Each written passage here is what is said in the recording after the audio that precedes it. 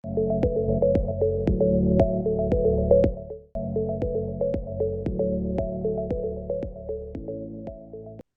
you, and good morning, everyone. It's really beautiful to see the names of friends and comrades pop up on screen, amongst them lovely humans in Bahrain and Lesvos, across Ireland, and other contexts. And thank you, all of the organizations who have come together on such short notice to facilitate this conversation today. We're deeply grateful. Thank you so much, Caoimhe. Could you just maybe start off with telling us a little bit about where you are currently, just your physical environment of the building and maybe the surrounds and the geographic landscape you're in?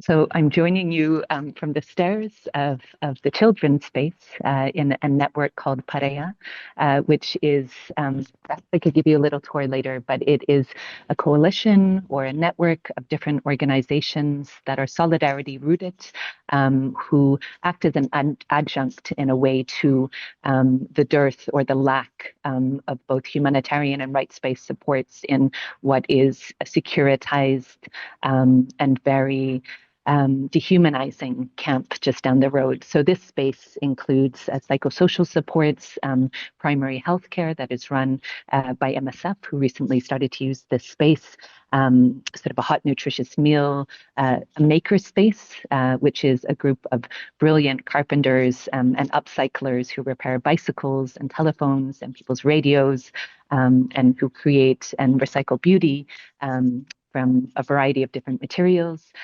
There is a sort of a pop-up shop for warm clothes. And again, it's run on very limited resource, on a shoestring and a lot of heart. And I think, as anybody who is in this space knows, deeply insufficient vis-a-vis the basic survival needs of so many families and individuals who are living in limbo in the camp. However, it is consistent. It remains here. There's also a beautiful permaculture project called Sporos, which is sort of a garden that grows some vegetables and herbs, etc., that people who are living in the camp can come and harvest, and a variety of other activities. Sometimes clowns come into this space, but more than that, it's really a space of friendship, of something to act as even a temporary, fleeting antidote to the violence of European borders, to the violence of a system that pushes back people, to their deaths at sea, to the violence of a system that reduces people down into legal categories and negates, their complex, beautiful, brave humanities. And I think, as anybody who has spent time either in this solidarity space or in the camp or in some of the other supports in Lesvos, can attest to the courage, without fetishizing or romanticizing it, because people should not have to be this brave. But the courage of people in the camp is profound. The social solidarity is profound. And the fact that in a place, of so much transition, both geographically, emotionally, psychologically, spiritually, that people maintain a social fabric of collective care, of mutual support, and really of concern for each other, I think is testament, again, to the many lessons that people who are forced to make these journeys have to teach those of us, who try and walk in humble and limited solidarity with them. Thank you for that, Caoimhe. I'm always struck by talking to you about how you quite rightly, as we're all encouraged to do, sort of make the platform and the space about the others that you're there to support and act in solidarity with. But I would like to maybe get a bit of sense of your own journey, your own motivations. And I think a lot of people joining this call will know you and know you over many, many years, but some won't or be less familiar. Can you maybe just give us a bit of a whirlwind of your over the last, I think I've been familiar with you for at least 20 years, just sort of an inkling of where it's all coming from and what's driving you as an individual? I'd say the motivator, the driver, not to sound cliched, but is love of people and of justice. It's a leaning towards freedom, a belief in our collective need for liberation on multiple levels. And again, to go back to, a phrase that many have said probably far better than I will, but that none of us are really free until everyone, is, until everyone can access the same rights, the same dignity, the same safeties, the same possibilities, the same futures. On a personal basis, I'm originally from Ireland. I was born in Ireland. To an Irish family, and then my parents migrated. So I grew up in Canada, different parts of Africa, lived in Chiapas in Mexico, Guatemala, Haiti for a number of years, and then post September the 11th, lived in Palestine, Iraq, Lebanon, and Syria for then a large portion of my adult life. And because I had lived and worked in those contexts, because I speak Arabic, when in 2014, large numbers of people at that stage, predominantly from Syria and Afghanistan, started to make, or that the numbers of people making the journey, initially of transit through these Greek islands from Turkey, originating again from Syria, Afghanistan, Sudan, Congo, a multiplicity of contexts, Eritrea, Somalia, etc. I came here to witness really more than anything. And within hours of getting here, it was clear that was back in 2014 that the solidarity structures on the ground were very limited. There was really at points handfuls of people in the north, and that later then grew into a much more vibrant wider movement of people who came here to offer whatever time or skill set or accompaniment that they could. But that initial sort of visit in 2014 then translated, I think, into a relationship with the island, that has been something that both myself and also my child, who is now a teenager, who has been coming here since he was 2, have sort of walked with. And in this space, in Lesvos, I initially worked with medical teams, sometimes translating and organizing logistics, but now my focus is more psychosocial. So in the interim, I trained as a psychotherapist, partially out of the witness of the absence of mental health and psychosocial supports for people on the move, and partly having lived and worked in Gaza, in Palestine, both in Jenin and during Kasled in Gaza with Palestinian paramedics as a first responder. And it was through that witness, really just living, the huge collective trauma, the violence, of each successive attack pre this genocide, on the lives, on the livelihoods, on the identities, the levels of dehumanization, in sort of, a public discourse in terms of meta power, at its macro, as opposed to, I think, what has been, a huge, again, broadening of the movement on a street level of solidarity with the Palestinian people and their struggle, for freedom and dignity and human rights and return. So that's a very long-winded way of saying what I'm doing here right now, right after I get off this call, actually, is a workshop with volunteers and activists here. So looking at sustainability, looking at sort of resourcing responders, psychoeducational content around trauma and diffuse or vicarious trauma, around collective care, the autonomic nervous system. And in a way, if I'm honest, in my middle age, the kind of sort of supports and normalization of our processes in bearing witness that I wish I could have accessed in my early 20s. That I think that there is an implicit duty of care of any organization, any network, any solidarity group, to really tend to, in a way, the weight of this work. It comes, there's a duality to it. It comes with exposure, to the most profoundly beautiful, really of people. And again, not to romanticize, but some of the most enduring lifelong friendships I've made have been, in camps, have been in places of solidarity and community.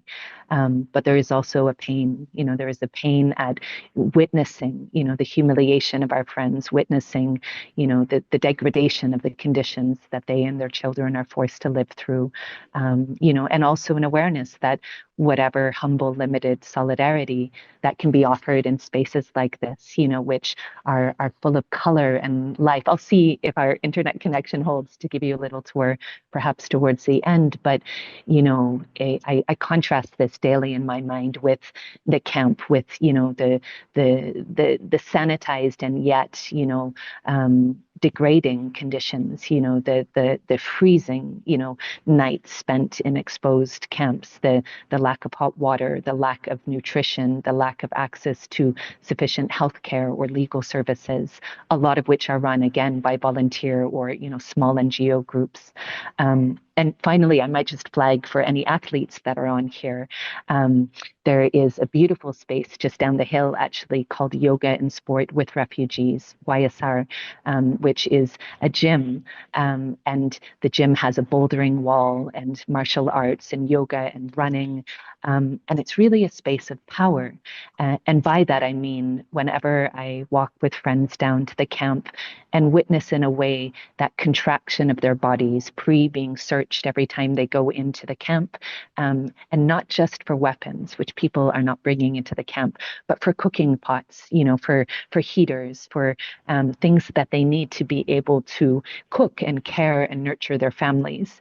But when you witness that contraction, the surveillance, the CCTV, the barbed wire, all of these mechanisms of surveillance, of border violence, that are creating profit, for a corporate industry of externalization of borders, throughout the world. There is a precedent to this in Australia. There's a precedent, amongst, the really the persecution and the oppression of Indigenous communities in so many contexts, and then the modern contemporary, of the incarceration, of so many people on the move. But the gym itself is a place of power because there are so many athletes in this camp. Last time we were here, my son, was playing basketball with a young man from Iran, and at the end, they were communicating through Google Translate, and Taig asked me, to exchange Instagram contacts with him. And I clicked on his profile, and he was the nomadic kickboxing champion of the world, now in the camp. There are runners and weightlifters and boxers, cyclists, amongst, the artists, the medics, the carpenters, the carers, the fisher folk, the farmers. It is such a wide, sort of microcosm of humanity from so many different countries. And yet the systems, that encircle them, whether it is the violence of pushbacks, the violence of camps, reduces them down to numbers, reduces them down to the humiliation of lining up with their children on hips in the cold, oftentimes in the rain, sometimes for hours, to access, a legal appointment, to be able to access, even the beginning of the years-long process of trying to access international protection. The humiliation of lining up with a child on your hip, feverish child to be given Panadol, at the end of that line, or, to face a closed clinic because the under-resourced, also exhausted medical staff there have to go home. And it's a system that is, I think really designed as a deterrent, designed to make life so difficult in this limbo, that people concede defeat in a way. But within that, people, policymakers conveniently ignore the push factors. And the push factors, are an increasingly, as you said, Rory, militarized, planet, the military industrial complex, that is making billions off of the massacred bodies of children in Gaza, and elsewhere. It is, those coming from Sudan fleeing, again, fueled, RSF that, with all of the European links of, traffickers slash, coast guards in Libya, it is such a, in a way, just a circle of exploitation. And And this is a beautiful antidote to it, but so much more is needed. And I would say finally, at the end of this long monologue, and apologies for that, I think, even though I so deeply value, all of the humble solidarity, accompaniment, and humanitarian infrastructure that people try and put in the absence of those supports, I'm also conscious that when we all get consumed into, the basic sort of supports, the basic relief, the basic emergency response, that sometimes I feel we're all taking our eye off of the policies that are coalescing and gaining, momentum and traction in this externalization.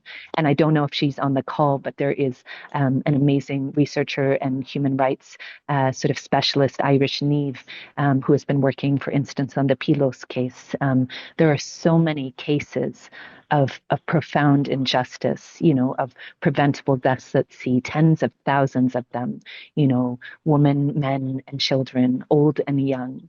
And that's the duality of this island. We walked here, a few hours ago past a beautiful sea. It's windy and it's cold, but it's also a beautiful Greek island, conscious, that same sea, has become a watery grave and a lonely death for the tens of thousands of people here and in the central Mediterranean who are dying completely preventable deaths and dying deaths, that are directly catalyzed by EU policies.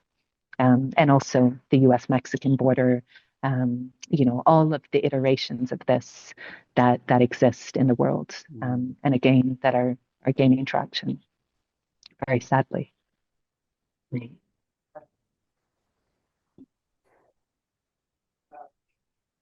Thank you, Caoimhe. I felt like we probably need a little bit of a pause to just reflect on all of that. It's I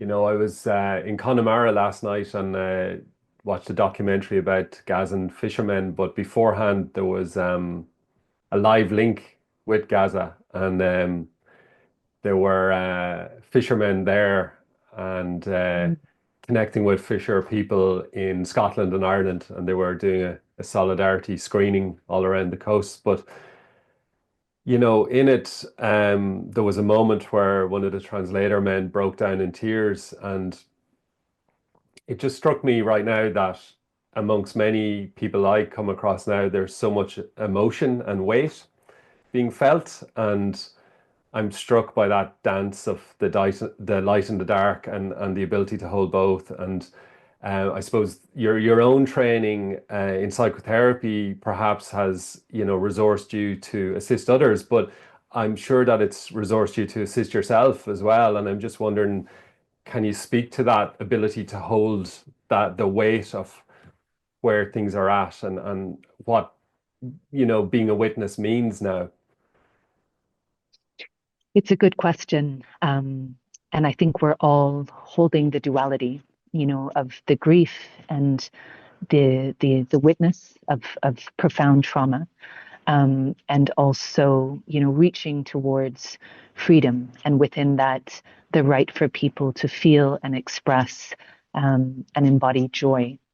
And I think on a personal basis, if again, going back to your initial question in terms of motivations, I think at its core, one of my personal core motivations, as well as freedom, is being alive, on the day that my Palestinian and many other friends can experience joy, spacious, amorphous, authentic joy.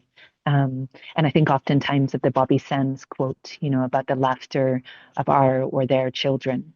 I think what keeps me going is that, in a way, so much of what I try and do and facilitate around psychosocial resourcing is really born from personal experience, of I wouldn't even call it burnout in retrospect. I think it was almost moral injury, and a spiritual wound around that witness of consistent intergenerational trauma. 2009, that things that cannot be unseen. And I think, those memories, the memories of the broken bodies of children that I've dug out of the rubble or carried, will always remain. but I also have memories of the laughter of children. I have memories of the survival of children. I have memories, of Gaza and here in the camp and so many other contexts I've lived and worked in, of music and celebration and culture and food and nurture, and of profound love. Um, so I think if whatever I can offer or give is this, um, to, I think, emergent activists and young human rights campaigners and humanitarian responders, it is around, in a way, I think, the river of life, and sort of rivers of, or trees of resilience. What are we rooted in and what can we grow towards? And ironically, that's an exercise that we're going to do, in this workshop shortly, but it is around, in a way, identifying in our ecosystems, of collective care, what are the things, that root us? What are the things that anchor us in these storms? And what can our branches sort of grow towards, in terms of hope, collectively for a collective humanity, for a collective freedom. I think of two. I'm just going to offer them as almost anecdotes, but that certainly bring me, sort of courage, and in a way endurance within all of this, within the horror of the genocide of the last year and a half, but also within the decades, 76 years that preceded it, within, the accounts and testimonies of those I'm meeting here from Sudan, from Somalia, from Congo, from Afghanistan, the young Hazara teenagers, who I met walking, over an hour back to the camp yesterday, in the freezing cold. It is actually freezing here at the moment, expected to snow, in a camp in which unaccompanied minors, and single men are still sleeping, in these large, oftentimes unheated tents, collectively. But I think of lighthouses, I think of the lighthouse that is the healthcare system in Gaza, the paramedics, the medics, the doctor, Hussam Abu Sufias of Gaza, of whom are many, as they continue to care for the wounded, at huge risk to their own lives, and livelihoods and families and homes, that dedication, that tenderness, that relentless courage. I think of the lighthouses, of young Jewish Americans in the US blockading and dissenting and chaining themselves, to these edifices of power. I think of those, in movements across the world who, in a way, refuse to blink, despite the pain of this, who continue to organize and educate, and raise awareness and try and translate that into systemic change. So in a way, I oftentimes visualize, which is easier on this island, seeing as there is a tempestuous sort of wind and sea outside. But those boats of sort of solidarity bobbing within the storm, holding these sort of lanterns or lights of resistance, of compassion, of love, of radical love, for each other. And then I also think of Naomi Butu, Diana Butu, sorry. I was thinking briefly of Naomi Klein and her, sort of frame, never the child, never the gun before the child, no matter whose gun, no matter whose child. I also think of Diana Butu, an amazing Palestinian Canadian human rights solicitor and campaigner, who speaks of the need for us to be a choir of resistance or a choir of dissent. That even, when we feel the heaviness of this grief, the heaviness of the pain, to remind ourselves that it's okay to stop and take breath and self-resource and collectively resource. Because the choir is spacious. There are so many voices in it who will continue to sing that song of dissent, of resistance, of love. And then, when we've drawn breath, when we've resourced, we continue singing, with that steadfast, I think, clarity, with the courage that we gain from each other. And then somebody else, when they're feeling the heaviness of this, they stop and they take breath and they resource. And that we give ourselves permission within our movements. Because there is, I think there is a very corporatized understanding of burnout.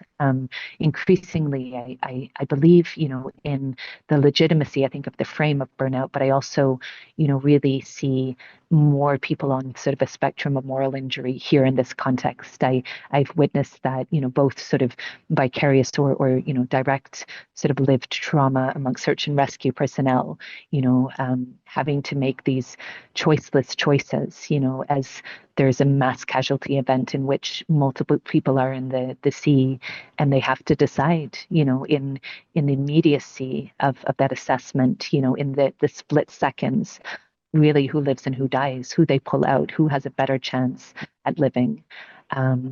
And I know, having worked with many search and rescue responders, some of the Proactiva lifeguards, we might have time for a little 3-minute video at the end of this session. But, the memories of those haunt them.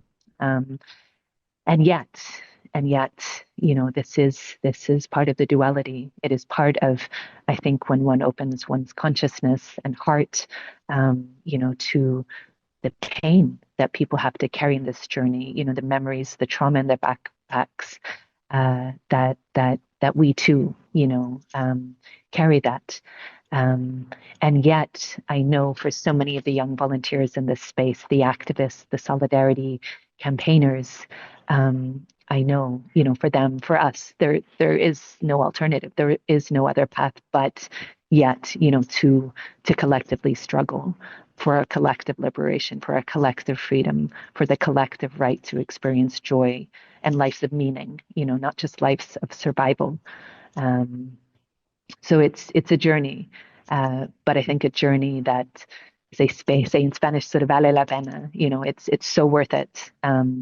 And in a way, I think, given the dystopic, I was going to say hellscape of the geopolitical, and maybe that sounds melodramatic, but that's how it feels these days. There is so much need to create these spaces, these communities. I see, a couple of folks joining us from Jordan, from all of these intentional spaces of creating alternatives. But I also think, we have to be so conscious and cognizant, really of what we're struggling against, which is huge. I was having a conversation with, again, my teenager en route here, around the arms industry and just, the violence of it, but also the profound cynicism, of profits, based on massacre, and profit based on intergenerational trauma, on profit based on, I was watching a video last night from Gaza of a beautiful, beautiful little child, 12 years old, who was the sole survivor of his family. And his grief, he was filmed looking at photos, and his eloquence, this poetic little boy, talking about how he wished just one of them could have stayed behind with him so he could lean on them. And, the overestimated 20,000, minimum orphans, in Gaza, the sole survivors of their families, the children who make the journey here alone, the unaccompanied minors. They need accompaniment. They need, solidarity, and they need people in their corner, leveraging the privilege, the rights, the access, the mobility, the passports, all of the things that by virtue of where we're born, we have. It needs to be leveraged. It needs to be, yeah. Staying with the island, Caoimhe, can you just talk specifically about where people are tending to come from? How they're arriving there. You mentioned that they're being met with extreme violence, and then what is their potential route out of there? Yeah. So by violence, I mean predominantly violence of the system, although there are most definitely violent pushbacks going on. I read a report from Legal Center Lesvos, perhaps we can share it in the chat, who are an amazingly committed group of often pro bono. They have a very limited, amount of actual staff here, lawyers and solicitors, and legal researchers from really all over the world. They held a session last night with a profoundly brave lawyer from the Philippines who was talking about red tagging. And in a way, I was thinking of how, lawyers are really at the forefront in this context and in that context of struggling, for people's rights and for accompanying those who are in the process of struggling for their own rights.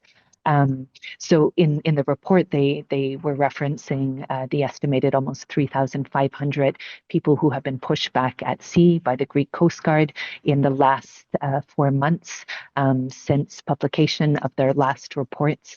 And those pushbacks have translated into an estimated 36 deaths in the past 4 months alone. There's the violence, in various contexts in Europe as people cross borders, obviously of the right, of vigilantes, of mercenaries, the violence, of border systems and personnel. But in this context, the violence that I was referring was more, in the sense, the systematic or systemic violence of systems that deny people their rights, that have huge, psychological, emotional, spiritual, physical impact. The conditions in the camp, the negation of humanitarian supports. And in Moria, which was the predecessor to this camp, which is now closed after a fire there. MSF, I remember years ago, sort of citing reports from their psychological supports team of children as young as 11 expressing active suicide ideation, of self-harm. And that is what systems, when they deny people rights, do. That is when, that constant, consistent humiliation, precarity, the limbo, the enforced poverty, etc. I'd also like to speak, though, just briefly about a few of the people that we've met just in the past short while that we've been here this time. And the last time, who really come to mind as I'm sitting here, because my view outside of this window is a basketball court, a playground painted in a whole riot of beautiful colors, and a Sporos, the permaculture project, and the olive trees there. And the last time we were here, we sat under those olive trees with Manal from Gaza, who I met by chance. I greeted her in Arabic as I passed her, and her eyes sort of lit up. And she said, "Oh, you speak Arabic?" And we stopped and we conversed. And then we sat down underneath the trees with her and her children. And she is from Jabalia in Gaza. And she told me of her 133 family members, including her parents, her siblings, all of her nieces and nephews, aunts and uncles, and extended family, who were all massacred in 2 airstrikes on Jabalia, where they were sheltering in multi-story family homes. She is the sole survivor of her side of the family, with the exception of one brother who is a double amputee now in Gaza, who was arrested, tortured, and then released. And who has had a profound psychological breakdown in the interim. And I think of people like Manal, who, in a camp context, in the surveillance, security guards who do not speak her language, she does not speak theirs, are reduced down to her identity as asylum seeker. I think of the beautiful young man from Sudan, Ibrahim, who I met in the gym, in the yoga and sport with refugees gym a couple of nights ago, who was bouldering and doing the indoor climbing wall, who speaks of, his hopes and his dreams of the future, like held in fragile hands. I think of all of the young people that I meet here, whom they know anecdotally how difficult the journey ahead of them is, and yet they hold that space for hope. I think of the young Afghan single mama who I met, Shada, yesterday, and her beautiful little girl, Rojin. And Shada is hearing impaired. So on top of everything else that she has faced in this journey, she's completely dependent on her 7-year-old girl to interpret with all of these scraps of languages that little Rojin has learned in Turkey, learned along the way, learning now Greek, English, German, whatever they can do to survive, to be able to translate their immediate needs to volunteers or to systems or, very sparse services here. I think of the beautiful mama from Sierra Leone yesterday, whom we met outside of the camp, who was trying to keep her little 1.5-year-old warm, wrapping him in all of the layers of clothes to try and, buffer against this wind, this cold sort of piercing wind. And then I think of the artists, the musicians, the dreamers, the students, the medics, the carpenters, all of them, who have passed through this island holding these fragile dreams. I also think of when I was in church during Easter with my parents in France years ago, in the little village where my parents live. And I got chatting to them, and the mother was an educator from Iraq who was the head of her school. She was a head of a school, and she was a consummate educator. She had researched all these pedagogies and methodologies and had tried to bring them into sort of a state public school, profoundly committed to her students. And I stayed in touch with her. They were early on in their asylum process, and went back to visit them about a year later. And she was back in a school, in her children's school, but working as a cleaner. And she said very clearly, she said that there was dignity to her work, but there was also a wistfulness, of vacuuming and cleaning the school at the end of the day, knowing that it would be years, if not decades, before she could come back into a position, of working as an educator again. And that I'm sure a lot of people who work with those navigating the asylum system in Ireland to a present can attest to is another huge part of this journey, of people working well below their skill sets, well below, their educational level, with oftentimes very limited recourse, to retraining, reaccrediting, requalifying. And there's a grief in that. And there is a profound sacrifice in that, for parents who make this journey, aware, like that Iraqi mother, that they make these sacrifices and they take these risks to try and ensure their children, have futures of more potentiality, possibility, choice, safety, and ultimately dignity. Lives of more meaning. If people do want to contribute some questions into the chat, we'll do our best. Anya and Lee are going to be keeping an eye on them, and we'll try and field a couple of questions to you. But I have had a couple already, and one just chatting to one of the event partners, Caroline from Comhlámh, and they're particularly keen to get a sense of where are the fields of possibility in terms of the work of educators or advocates in Ireland. Where are the pockets of light and potentiality? If we bring this home to Ireland, let's say, or whatever countries people might be joining from, what do you think might be effective strategies in terms of building that consciousness, building the equity, building awareness, and ultimately leading to systemic change? No pressure on that one. I think education is key in terms of counteracting, or trying to deconstruct the narratives of the right. The rise in overt racism, globally, but specifically, I'm thinking of all of our Irish colleagues and comrades online here at the moment as well. Part of that, of course, needs to be rights-based. Part of that needs to be systemic. Part of that needs to be, looking at, the absence of community supports and, the defunding of community services and, all of, in a way, the intergenerational, unresolved, undealt with crises, including the homeless crisis in Ireland. However, I personally feel also storytelling is really important, and it's not in a way to reduce people's complete right to international protection and right to lives of rights and justice, but I do think also storytelling has a place within that, and I think of that there's so many projects that work in schools, and think of one that you worked with recently, Rory and others that do that work very effectively in the sense of story and narrative sharing.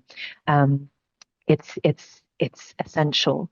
I also think of, to plug them, if there's any teachers or educators here, the organization that I'm now working with in Ireland, Schools of Sanctuary, and that whole journey and process that we do in schools in the sense of really widening that space of awareness, of learning, of reflection, and then of action.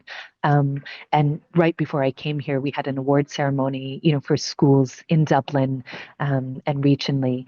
And the projects, the thoughts, the reflections, the camaraderie, the solidarity, of the young people and their teachers was such an antidote, to the bleak, dystopic geopolitical of our times.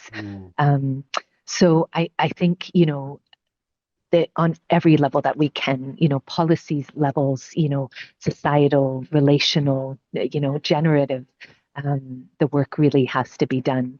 And I think there's so much scope here, within sort of the informal education projects here for, twinning or, correspondence communication with similar projects in Ireland.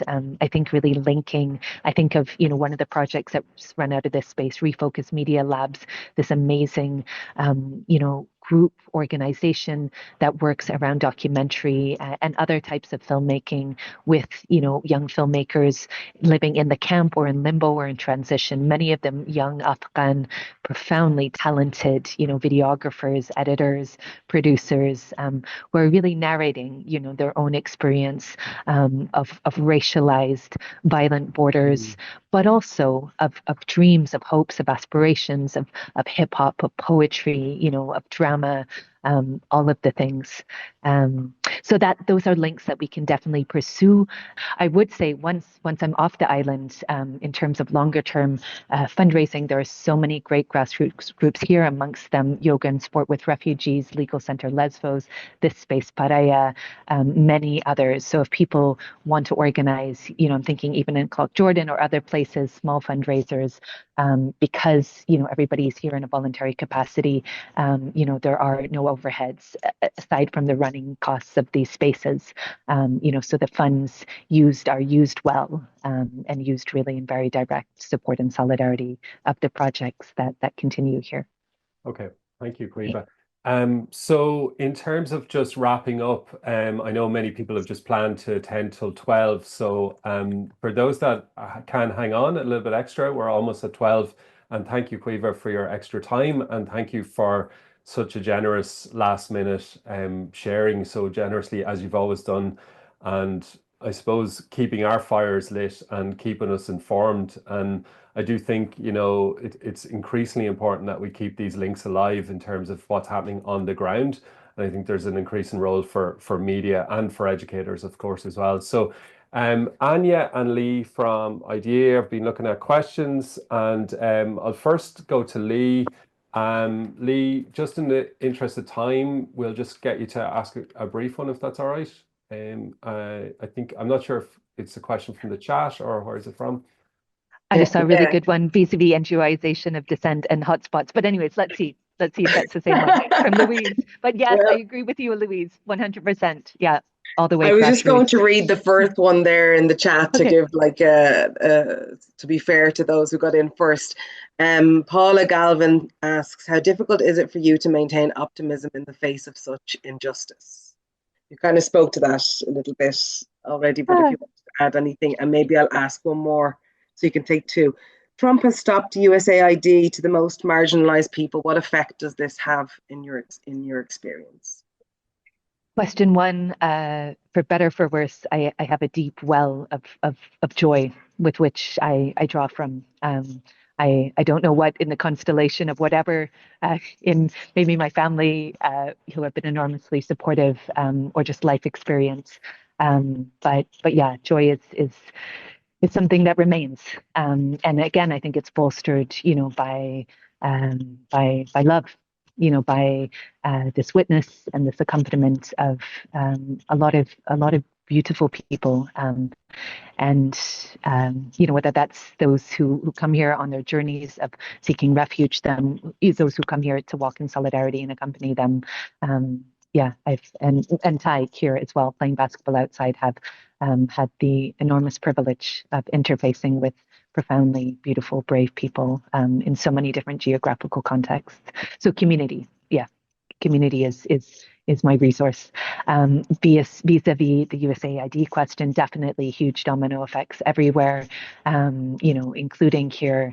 And again, that goes back to, sorry, just to highlight Louise's question, that goes back to Louise's question vis-a-vis oftentimes harm of INGOs in a way legitimizing, even if not intentional, but systems, of that are inherently violent, such as the externalized borders in EU context and elsewhere. So I do really believe in the grassroots, and I think the grassroots is oftentimes accused of being chaotic, but I would say it has to be amorphous and adaptable, and fluid to be able to respond to the plethora, of constantly evolving basic needs of people here, and also this space in Pareja has structure as in that balance as well, but structure that is adaptable and and fluid, which is really great. And again, there's also No Borders kitchens. There's so many great solidarity networks on the island that can and should be supported, and which we'll share links to again. Super. Thank you, Caoimhe. Anya's going to take another question. Yeah, I might combine two together if that's all right. That's fine. There's one that I thought was very interesting, that I think our participants would value your input on as well.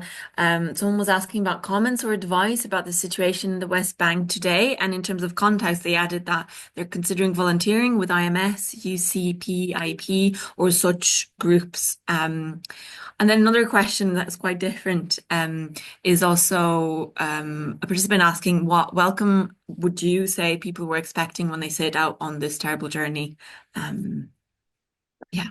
So vis-a-vis the West Bank, mind your precious heart within it. It's a heavy time, but I think having observers and accompanies there is essential, with the potential annexation of the West Bank, with the violence on steroids and the replication, of so much of what has gone on in Gaza potentially.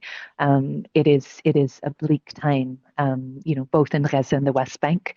And I think to have people on the ground, bearing witness, documenting, trying to intervene when possible, leveraging, the privilege of passports and, nationality and mobility, etc., is important. I would also say, having been in, the West Bank and Gaza around the time, that Rachel Corey was killed, and Tom and the others that have followed, Aisha Noor more recently, just to mind your precious life within it all, whomever the asker is. And also feel free to get in touch if there's anything that I can share vis-a-vis context, but also maybe some psychosocial supports as well in that journey. Vis-a-vis the second question, do people know what await them? Yes. Yes and no. Yes, in the sense of, people are aware of, the tens of thousands of people who have died preventable deaths at sea due to the externalization of borders. They are aware of, I think some of the hardships and the humiliations of the camp, of the limbo, etc.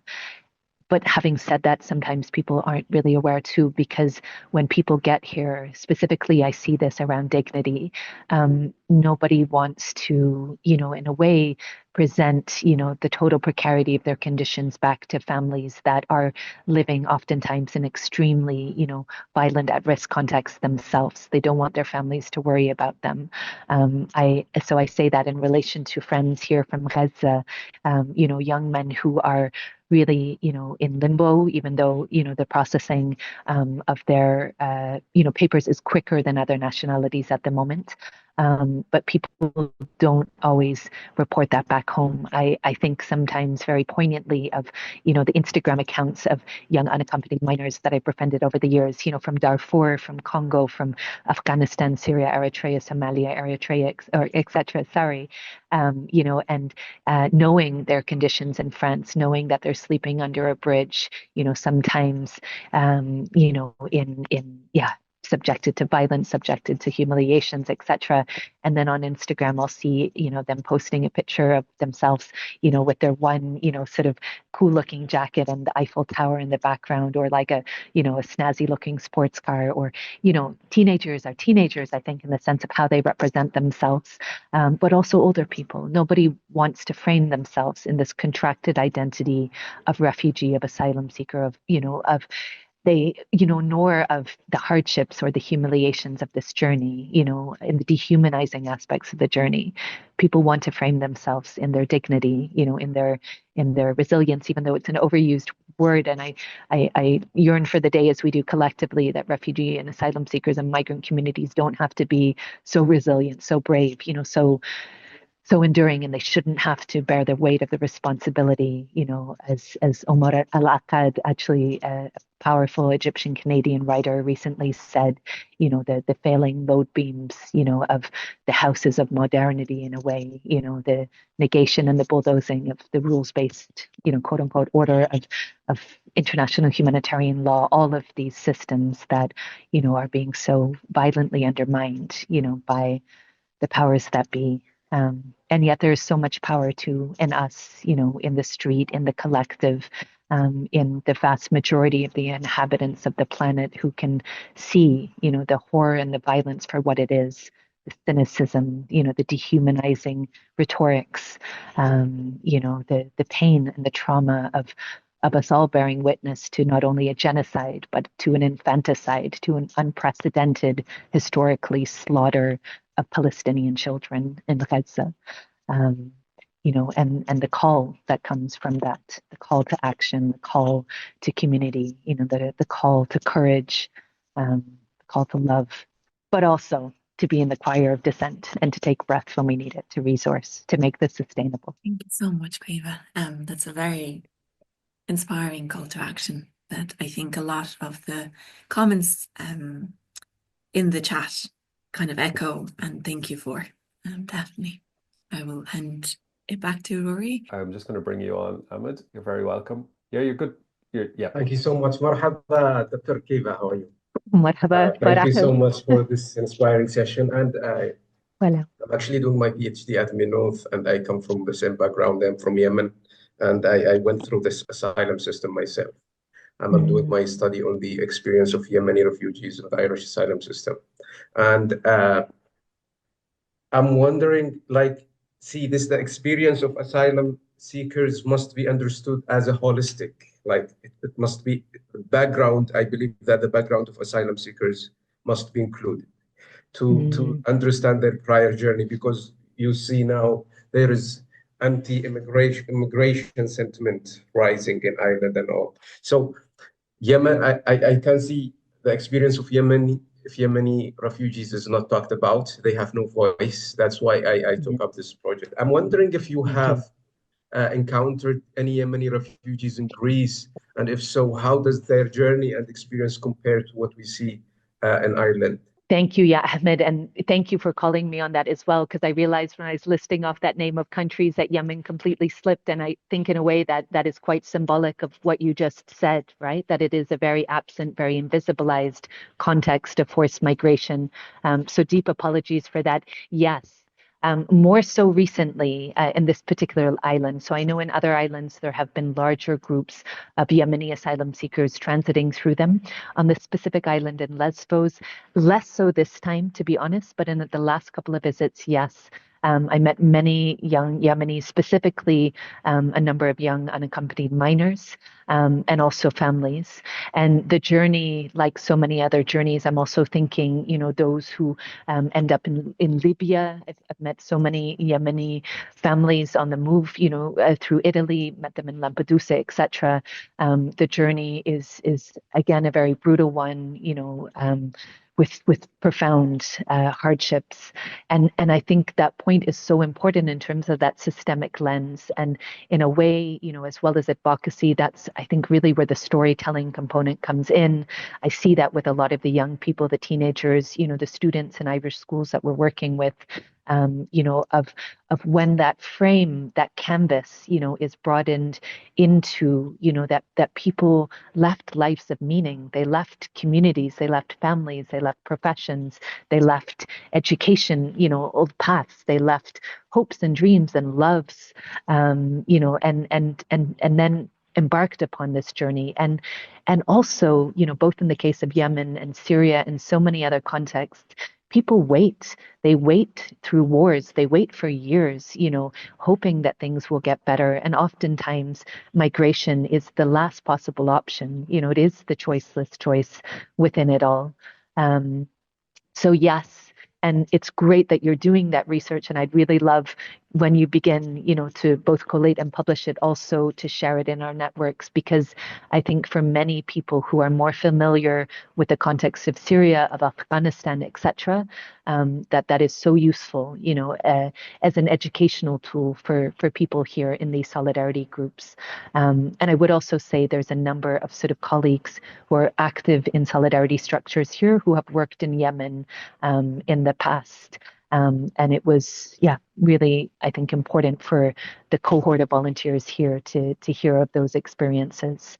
But yeah, amongst many, actually speaking of the YSR, the Yoga and Sport with Refugees gym, I met a number of Yemeni athletes who were here the last time, who were amazing young men.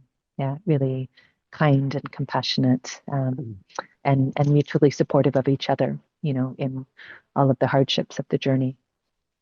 Thank you, Kiva. Yeah, the Yemeni context is different because Yemen, as you know, has been under blockade from 2015 until now. Yeah. So mostly there it is internal displacement. People cannot go out. They find it hard. They are not just waiting to go out. It's just they can't. That's why the Yemeni situation it's like a proxy war, and it is not well understood, and that's why. Yeah. So thank you. Thank you. Thank you very much. And I think the parallels with Gaza vis-a-vis the blockade and siege, the contemporary version of medieval warfare. Thank you. And proxy war. So Caoimhe, Shukran, ya Ahmed. it's I feel like thank you for staying on again. I feel like maybe we need to let you go before we all kind of keep. Sorry, but I'd love to continue for anybody who's on here. Contact me directly for those who aren't as well. I'm on social media, and it would be lovely to connect. There are still a lot of questions for you, and also a lot of love and gratitude for you. So I hope you're feeling that over there, and thank you for all that you're doing. And we look forward to seeing you back on home soil in due course, and maybe we'll have a physical event and a bit of a gathering to learn more and share more. Thank you. And I will bridge all of that love and solidarity and share it with the lovely folks who will be here in the workshop. And then the families who are outside. I didn't show you the space, but in the main hall there's a whole bunch of families from many different contexts who are acting as mentors and teachers to my teenager, who I can see in a huddle with some young guys out there. So thank you all. And I would just say, keep on keeping on. It all matters. It's all important in the small and humble and bigger collective and systemic ways, that we can all bear witness in these times. And mind your precious hearts within it all. They're dense and complex and violent times, but we are the majority, always, really. I think those of people of heart and conscience who are trying to resist, it all. So we continue. Adelante. Paso a paso. Thank you. Be well. Bye. Thank you, Caoimhe. Bye. So that is a wrap, folks. I will send out Caoimhe's links and also her videos. In fact, for those of you that are still keen to hang around, I might play one of her videos. So it's actually a video with responders. I have others that we made with folks making the journey that we can share, predominantly with people from Syria and Kurdistan and Congo and Eritrea and Palestine. But perhaps Idea can share those after this. But for now, this little 3-minute video is called Safe Passage, and it's just a tiny little vignette of search and rescue personnel from Proactiva Open Arms, which is a brilliant Catalan, Spanish, and Basque first responders organization based in Barcelona that does search and rescue work now in the Central Med. They used to do it here, and it's just a little reflection upon preventable deaths at sea and our collective responsibility to respond.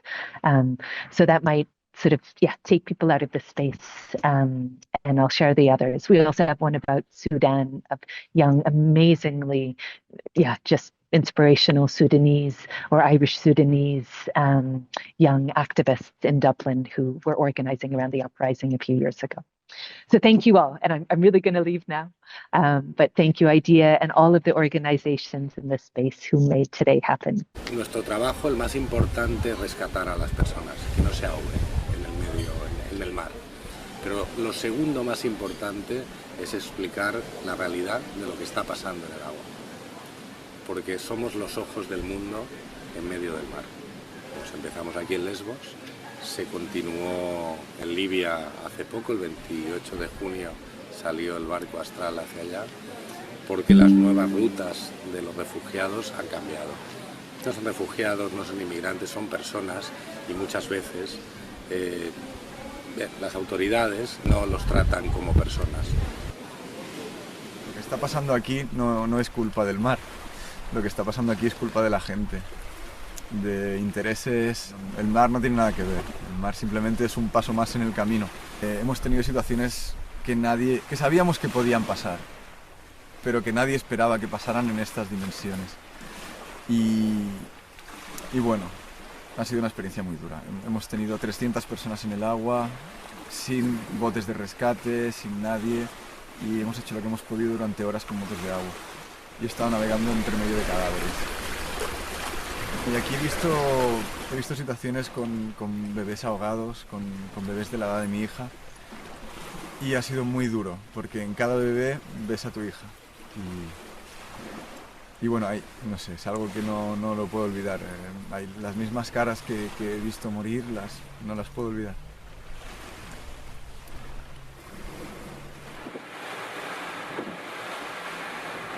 La parte más dura emocionalmente para mí son los niños. El saber que hay niños que han llegado solos, que se van a quedar aquí solos y que no se sabe qué va a ser con ellos porque llegan aquí, están atrapados, tienen la familia repartida entre Europa y sus países de origen y son niños, no dejan de ser niños. Les han robado la infancia, ya sea en la guerra de sus países y aquí, porque aquí se quedan en un campo y no les espera ningún futuro. La gente que huye de una guerra, algún inmigrante económico también hay, como se le llama ahora, gente que quiere buscar un futuro mejor. ¿Y por qué no? ¿Por qué no? Porque, en fin, ¿qué derecho tenemos a limitar? O sea, queremos blindar nuestra sociedad del bienestar, cuando realmente todos tenemos los mismos derechos. Si esperamos que los políticos, si esperamos que los gobiernos, que la Unión Europea arregle, solucione lo que está pasando, seguiremos esperando, pero no lo harán. Hay que ponerse en marcha, hay que participar, hay que luchar por aquello que... Bien, ayudar a los demás. Solidaridad es todo esto, ponerse a trabajar por los demás, porque al final también trabajamos para nosotros, para construir un mundo mejor, para que los que tenemos hijos, dejarles haber cambiado algo en este mundo, solo eso.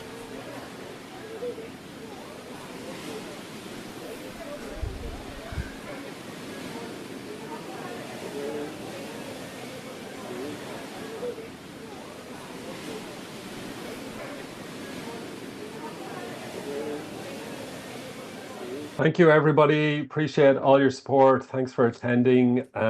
Hopefully see you at the IDEA conference, which is going to be in late May, or maybe the Afri Famine Walk, which is in mid-May, I think. We'll send out information on all the different events or other member events that are happening, and look forward to hopefully meeting in person before long, and hope the rest of your day is good and you have a lovely, lovely weekend. So take care, everyone. Bye-bye. Thanks again.